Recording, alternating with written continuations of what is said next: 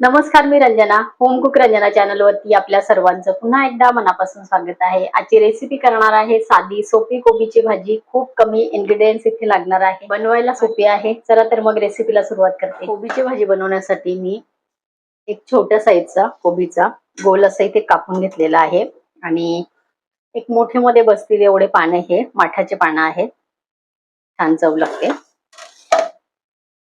एक मिडियम साईजचा बारीक बटाटा कापून घेतलेला आहे, एक मिडियम साईजचा कांदा, एक अर्धा मिडियम साईजचा अर्धा टोमॅटो घेतलेला आहे आणि 3 हिरव्या मिरच्या आहेत. चला फोडणीची तयारी करते. 2 टीस्पून मी घालणार आहे तेल. तेल इथे कढईमध्ये व्यवस्थित गरम करायचं आहे, कडकडीत. तेल कडकडीत गरम झालेलं आहे. अर्धा टीस्पून मी घालते बारीक राई, मिरची घालते, कांदा,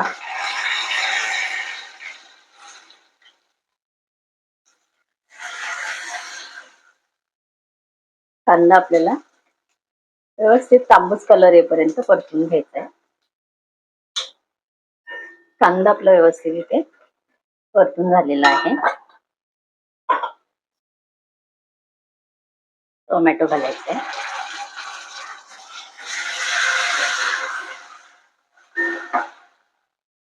थोडासा शेंगदाण्याचा कूट मी इथे घातलेला आहे, जाडसर कुटून. भाजलेले शेंगदाणे आहेत म्हणून सगळ्यात मागून घातलेला आहे.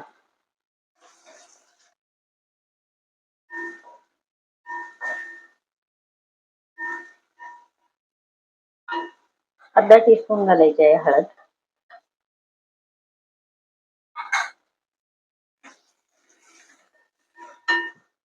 बटाटा,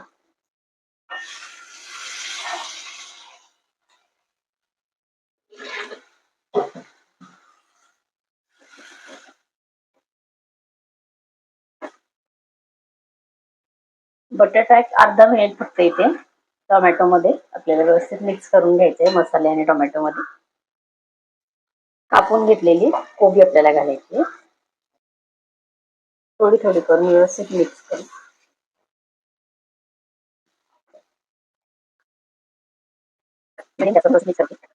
चवीपुरते मीठ घालायचंय. भाजी शिजल्यानंतर कमी होते म्हणून मीठ सांभाळून घालायचं आहे. थोडीशी कापून घेतलेली कोथिंबीर आणि कोबीच्या भाजीला चव येण्यासाठी 1 टीस्पून घालायचं आहे. बारीक वाटलेली लाल मिरची, कलरची मिरची आहे, 1 टीस्पून घालायची आहे. आपल्याला भाजीला फोडणी वगैरे सर्व देऊन झाल्यानंतर मीठ घालून आणि आपल्याला हे व्यवस्थित आता मिक्स करायची आहे. तेलामध्ये आपण हे परतवलेली नाही.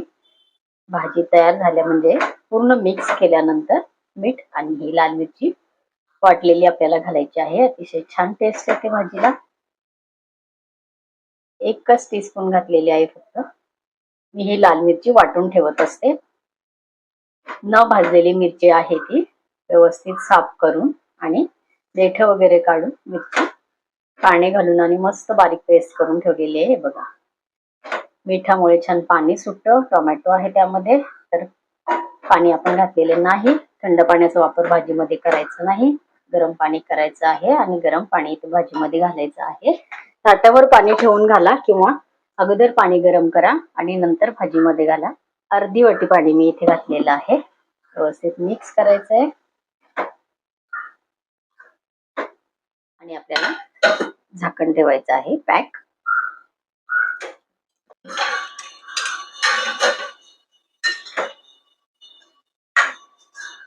कोबीची भाजी आपली इथे व्यवस्थित शिजलेली आहे.